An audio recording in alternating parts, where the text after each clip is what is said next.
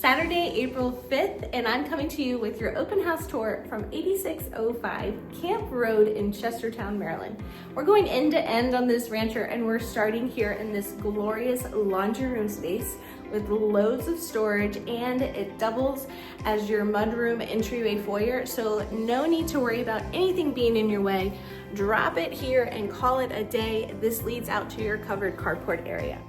Then walk right in to a beautiful open floor plan.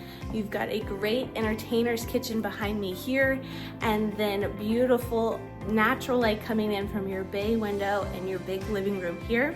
That was a wood burning fireplace that you saw, and this home is great for someone that wants to kick back and relax. Whether coming home from work or working from home, this home does have internet access and is a great utilization to kick back and feel like you are getting away. Natural light also comes in from your glorious slider here that leads out to an oversized patio area, great for entertaining. Plus, you have a large outdoor shed with its own electric, so you can tinker away and enjoy the day.